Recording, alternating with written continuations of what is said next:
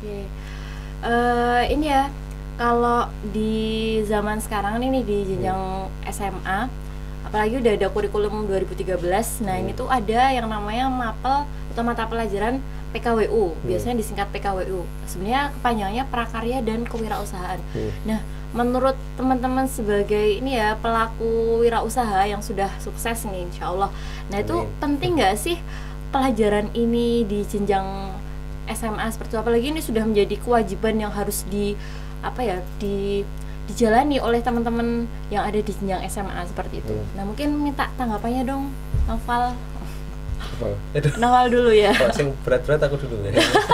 Oh iya. Enggak usah. Apa ya? Salut sih saya, bagus ya, bersyukurlah teman-teman ada PKWU, zaman saya kan nggak ada gitu ya. Oh iya, dulu belum ada. Andaikan ada mungkin lebih pintar lagi saya jadinya. Saya nggak ada. Pun ini sebenarnya bukan berarti, menurut saya ya, teman-teman harus jadi entrepreneur juga sih ya kan. Setiap orang punya jalur hidupnya dan punya potensinya masing-masing gitu. Jadi monggo lah, mau apapun profesinya, tapi entrepreneurship tetap jadi satu hal yang penting gitu. Karena entrepreneurship ini sekarang menurut saya sih jadi lebih ke mindset ya. Pada akhirnya itu bisa dipakai ke manapun kok, mau jadi karyawan di BUMN atau mau jadi di pemerintahan atau apapun. Mindset entrepreneurship itu penting gitu ya. Mindset gimana kita pandai melihat peluang, berpikir inovatif, kemudian terus berjuang tahan banting gitu ya. Kreatif dan sebagainya lah, hal-hal yang memang sering dipakai jadi sebuah karakter entrepreneur itu menurut saya bisa dipakai di setiap profesi gitu. Jadi mau teman-teman jadi wirausaha atau enggak, pelajaran PKWU jadi sangat penting gitu, sangat bermanfaat buat teman-teman di kedepan harinya lah gitu. Nah pun saya tetap juga mendorong sih buat dan menyemangati teman-teman yang mau terjun di entrepreneurship, karena Indonesia sangat butuh itu. Kita punya banyak resource, punya banyak sumber daya, masih banyak masalah gitu. Nah kalau yang nanti memanfaatkan semua hal yang Indonesia miliki ini asing terus gitu ya, kita nggak menikmati kekayaan kita nih gitu. Nah, tadi saya salut sekali tuh Pak Hasan tadi cerita soal bagaimana ini ya mengolah tanaman organik dan sebagainya, bagian pentingnya itu bagi petani dan sebagainya. Ini kalau nggak ada anak-anak pintar seperti teman-teman di SMA 8, bahaya ini ya. Jadi justru butuh banyak orang-orang pintar. Jadi jangan anggap, mungkin kebetulan memang kami berdua tadi memang bukan yang di akademisnya bagus gitu. Jangan salah kaprah, jangan salah mikir bahwa entrepreneur itu jadi pelarian orang-orang yang nggak bagus akademiknya. Nggak juga gitu, nggak juga ya. Buktinya Pak Menteri kita itu sampai Harvard loh kuliahnya. Dia entrepreneur juga gitu. Jadi ada ruang guru Belva Iman Usman itu juga, dia bahkan di mana-mana dia ya prestasinya gitu ya, sampai Stanford, Harvard aja dua-duanya diambil gitu kan sama CEO-nya itu. Jadi ya mungkin ada yang memang kuliahnya tidak setinggi itu tapi berhasil, tapi ada juga yang kuliahnya tinggi tapi berhasil. Pada akhirnya alasan dibalik setiap langkah kita itu yang jadi penting gitu. Teman-teman mau ngapain sih melakukan ini semua gitu ya. Jadi tetap akhirnya penting kok untuk kemudian kita punya ilmu yang tinggi untuk entrepreneurship. Buktinya mereka dalam usia muda gitu ya bisa mencapai setinggi itu karena memang mereka punya ilmunya gitu kan pada akhirnya. Jadi menurut saya sih itu sih ya, buat teman-teman semangat lah itu. Dan ilmu entrepreneurship ini saya bisa analogikan kayak berenang mungkin. Jadi kita bisa nih dapat ilmu cara berenang yang baik dan benar di buku, di YouTube gitu ya. Mungkin ada les berenang gitu misalkan. Tapi akhirnya bisa nggak kita berenang gitu? Kan nggak langsung otomatis bisa ya. Nah, caranya kan kita memang harus banyak experience nyemplung di kolam kan, harus banyak pengalaman di kolam, rasanya kelelep tahu ya, tenggelam itu gimana, rasanya keram di air gimana, kan kita harus merasakan itu semua untuk bisa jago dalam berenang gitu. Sama dengan entrepreneurship itu, bisa kita nonton di YouTube kayak sekarang nih ya, bisa baca buku macam-macam, tapi teman-teman nggak bisa langsung nih otomatis bisa jadi entrepreneur gitu. Atau harus terjun nih, harus langsung nyemplung gitu ya di dunia entrepreneurship, merasain berbagai asam garamnya. Di situ teman-teman nanti bisa belajar dan jadi entrepreneur yang sukses lah kayak gitu. Mungkin itu. Oke, siap. Kemudian kalau dari Mas Hasnul nih, kaitannya dengan PKWU di jenjang SMA itu seperti apa sih kayak gitu? Ya, udah bagus sih. Kalau bisa saya balik SMA 8 lagi. Nah, dulu nggak ada. Nggak ada. Kalau misalnya ada kan, saya lihat ini ya di luar negeri ya. Di luar negeri itu malah beban materi itu nggak banyak gitu. Jadi mereka itu lebih baik menanamkan minat, menanamkan pola pikir agar mereka itu juga ya tambahannya itu namanya life skill ya. Jadi kayak masak, kayak apa itu kan penting ya menurut saya. Jadi kan kalau mau dia mengarah ke profesi tertentu itu bisa ke kuliah gitu, karena di kuliah itu dibaleni lagi gitu. Saya waktu kuliah itu semester pertama itu saya kaget, loh ini pelajaran SMA ini. Lah mending diselesaikan di kuliah aja daripada dikasih di SMA kan gitu. Karena kita tuh di entrepreneur itu sebenarnya bukan butuh modal kok, bukan butuh hal-hal yang fisik, tetapi kita mainnya di mindset gitu.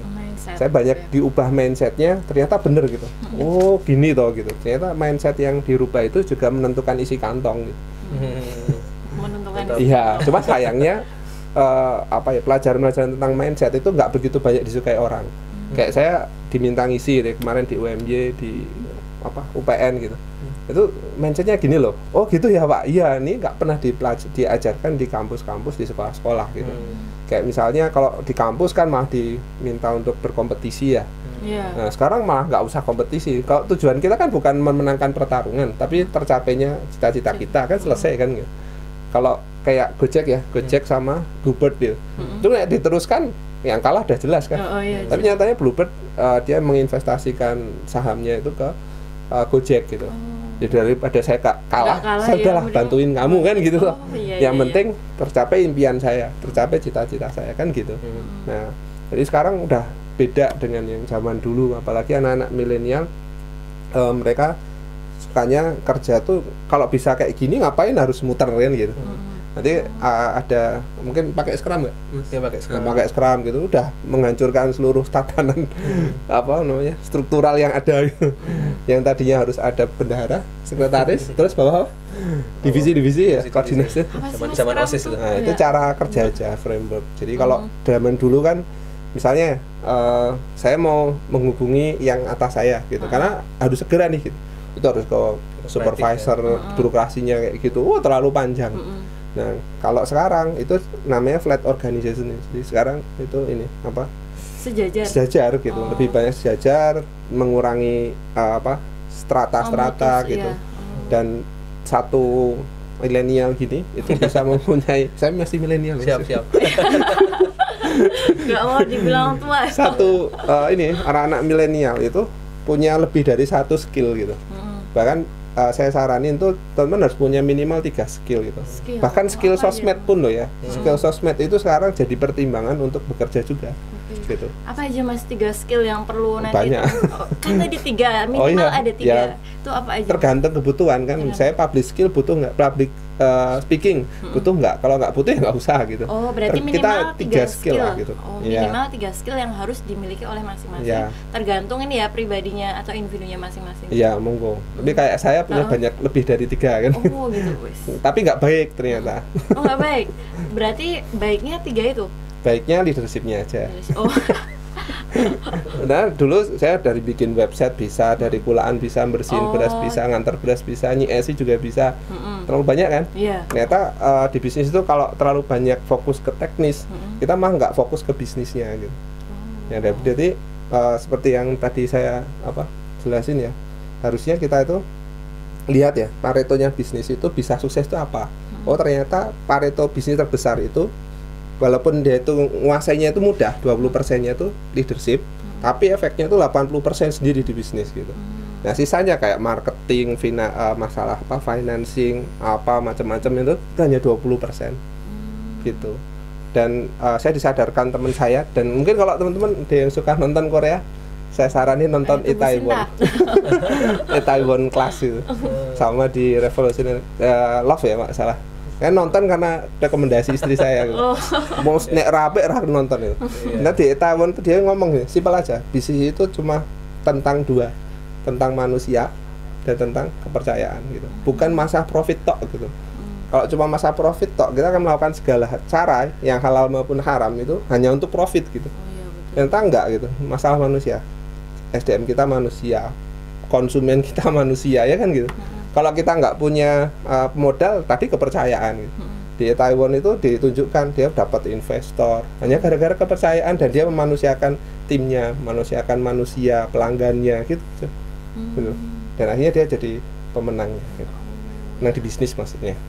Nomor 1 di Korea waktu. Oke, luar biasa ya. Ternyata ya itu tadi PKW itu bukan hanya sekedar untuk mendapatkan nilai dirapot ya, kemudian nanti bisa lulus senam PTN undangan, tapi ternyata dari PKWU belajar kewirausahaan tuh nanti kita ini ya bisa mendapatkan pola pikir atau mindset ya, yang itu nanti bisa dipakai dalam segala hal yang kita akan tekuni, meskipun ke depan nggak mesti ya kita semua tuh bakal jadi yang namanya wirausaha seperti itu.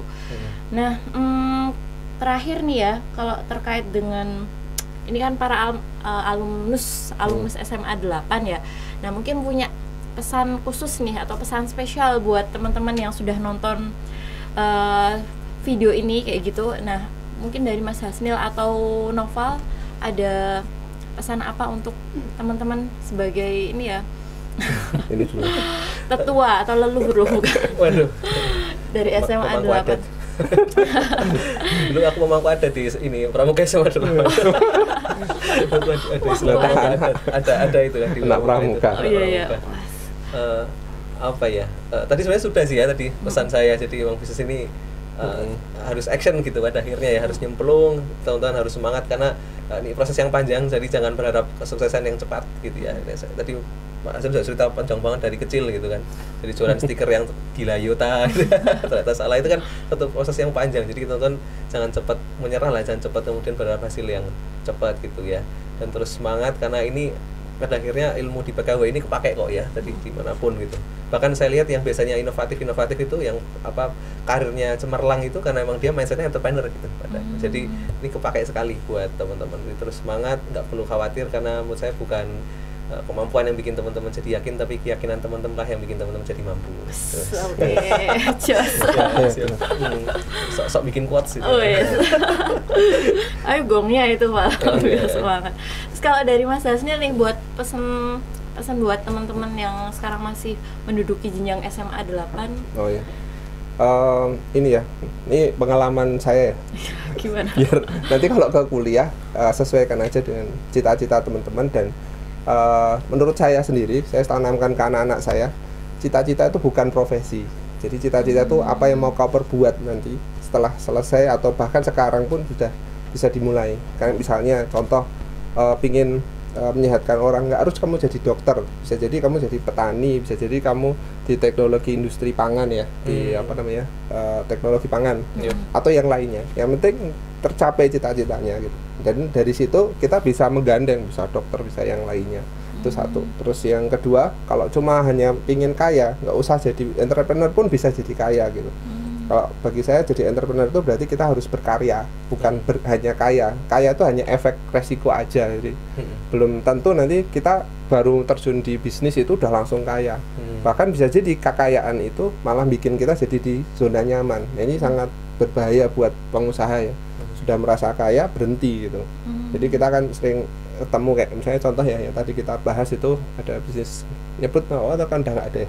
Kali Milk misalnya kalau mungkin itu kan wes, kalau saya lihat itu kan wes sugih banget gitu. Ngomong nggak bikin inovasi atau apa gitu ya untuk bisa survive, terus dia tutup, karyawannya dipecat, kan ini nggak manusiawi bagi saya. Jadi apa namanya, kalau hanya untuk kaya cukup mungkin jual tanah jual apa yang kayak di meme itu, bahkan karyawan BUMN juga kaya kaya gitu. Nah kalau mau hanya pingin kaya cukup kuasai aja finansial gitu. Nanti mungkin bisa tambahkan, jadi salah satu yang ilmu dasar manusia itu finansial, itu baik pengusaha, baik yang di PNS, pegawai, guru, apapun itu butuh ilmu finansial. Kalau enggak nanti efeknya teman-teman akan mungkin jadi boros gitu, pengen sesuatu kaget, pengen umroh tahun depan tapi nggak pernah bisa menabung dan sebagainya. Itu kan life skill finansialnya yang harus diasah. Itu aja. Wah, ini super dahsyat nih ya pesan-pesannya buat teman-teman SMA 8. Semoga nanti bisa ini ya menjadi penyemangat teman-teman semua dan bisa membuka tadi ya yang tadinya mindsetnya PKW itu pelajaran yang bosenin, mending bolos aja lah. Nggak lebih penting dari pelajaran matematika atau biologi atau pelajaran yang UN. Nah, kalau sekarang udah nggak ada UN sih ya. Tapi kalau dulu TBK, mungkin TBK kan. Iya, TBK sih. Tapi ternyata pelajaran PKW itu juga menjadi salah satu pelajaran yang penting ya. yang tadi jadi bagian dari life skill teman-teman untuk bekal kedepannya ketika teman-teman nanti punya profesi apapun seperti itu. Nah mungkin sekian dulu ya, atau ada yang mau ditambahkan? Sudah sudah cukup panjang ya. Semoga apa yang menjadi bincang-bincang pagi ini menjadi manfaat buat teman-teman semua. Kalau ada salahnya dari kami mohon maaf. Saya akhiri. Wassalamualaikum warahmatullahi wabarakatuh. Paksi Jaya, saya masih sama ya? Iya masih, oke. Sekian.